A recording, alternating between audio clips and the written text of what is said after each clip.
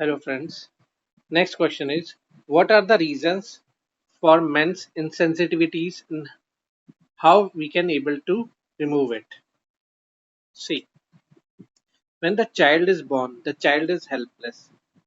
The human child, particularly, is totally helpless. He has to depend on others to be alive, to remain alive. He has to depend on others to be alive. And this dependence is a bargain. The child has to give many things in this bargain, and sensitivity is one. The child is sensitive. His whole body is sensitive, but he is helpless. He cannot be independent. He has to depend on his parents, on family, on society. He will have to be dependent.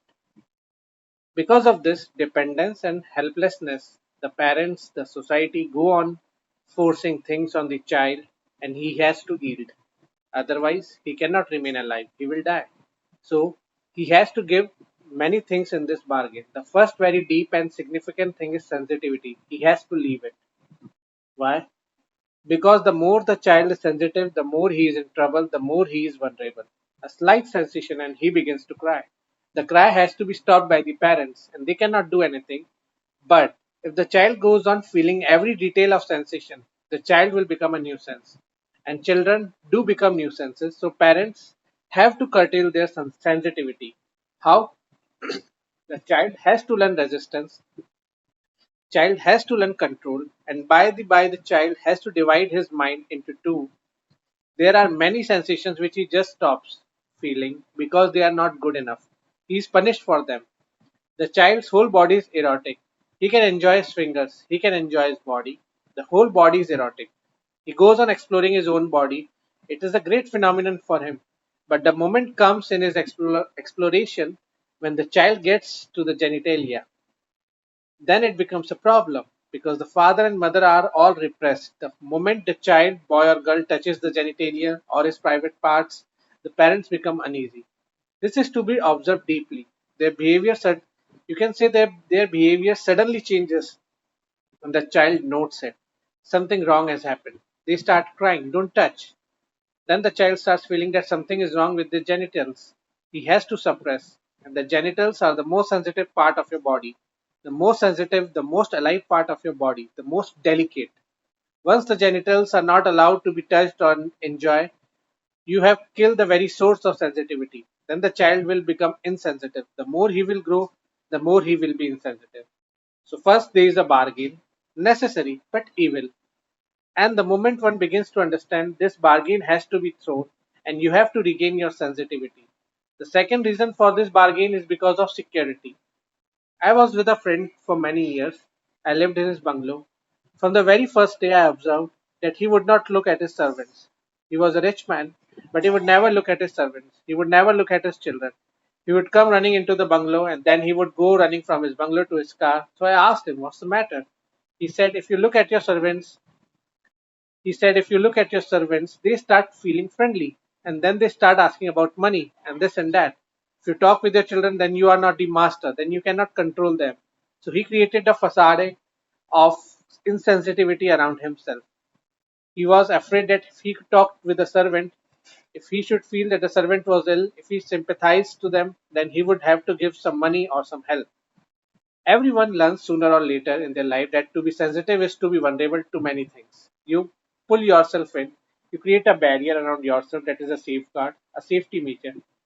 Then you can go on through the streets. Beggars are begging, and there are dirty, ugly slums, but you do not feel anything. You do not really see.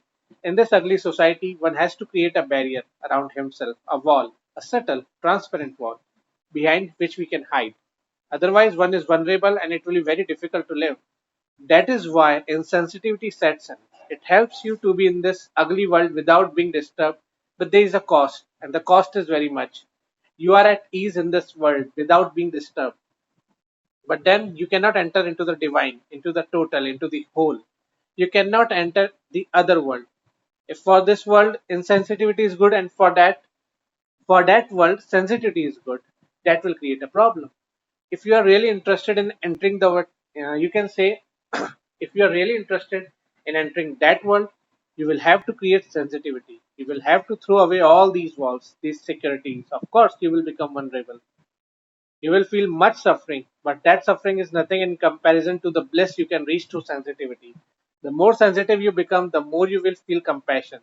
But you will suffer because all around you there is hell. You are closed. That is why you cannot feel it. Once you become open, you will be open to both, to the hell of this world and the heaven of that world. You will become open to both. And it is impossible to remain closed at one point and open at another, because really, either you are closed or you are open. If you are closed from both sides. If you are open, you will be open for both sides. So remember this, a Buddha is filled with bliss, but also filled with suffering. That suffering is not of his own, it is for others. He is in deep bliss, but he suffers for others.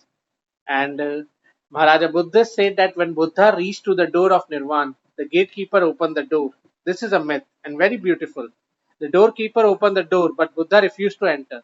The doorkeeper said, "Why are you not coming in? For millennial, we have been waiting for you. Every day the news comes that Buddha is coming, Buddha is coming. The whole of heaven is waiting for you. So now you must enter." Buddha said, "No, I cannot enter unless everyone else has entered before me. I will wait. So unless every single human being has entered, heaven is not for me." So Buddha has a suffering for others. This was an anecdote from his life. You can also read it from some other books. It was mentioned as I share it with you now. As for himself, he is now deep in bliss. See the parallel. You are deep in suffering and you go on feeling that everyone else is enjoying life. Quite the contrary happens to a Buddha. He is now in deep bliss and he knows that everyone else is suffering. Okay.